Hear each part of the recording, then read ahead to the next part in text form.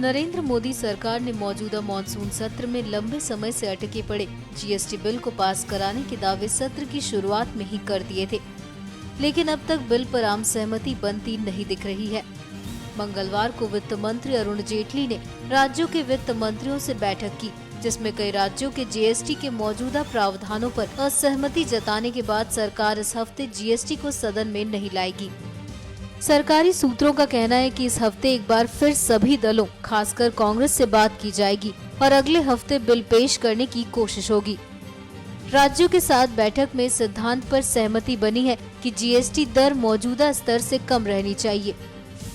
GST लागू होने के पहले 5 साल के दौरान राज्यों के राजस्व नुकसान होने की स्थिति में उसकी भरपाई की प्रणाली की भी व्यवस्था की जानी चाहिए। जीएसटी के लागू होने पर केंद्र और राज्यों में लगने वाले अप्रत्यक्ष करों को इसमें शामिल कर लिया जाएगा। खास बात ये रही कि कांग्रेस अब तक अपनी जिस मांग पर अड़ी थी कि जीएसटी में 18% टैक्स की सीमा को संविधान संशोधन में शामिल किया जाए, उसे सरकार ने कहते हुए नहीं माना है कि उसका जिक्र जीएसटी एक्ट में किया जाएगा, क्योंकि संविधान संशोधन में टैक्स रेट का कहीं जिक्र नहीं होता और एक बार ऐसा करने पर हर बार टैक्स में बदलाव के लिए संविधान संशोधन करना होगा। कांग्रेस ने सत्र की शुरुआत में जीएसटी को लेकर नरमी के संकेत दिए थे, लेकिन सरकार के साथ 2 दौर की बातचीत के बाद पार्टी के रुख से साफ हुआ कि वो अपनी मांगों पर लचीली तो है, लेकिन झुकने को तैयार नहीं।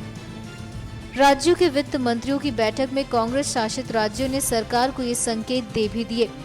इसके बाद अब केंद्र सरकार नए सिरे से रणनीति बनाने में जुट गई है।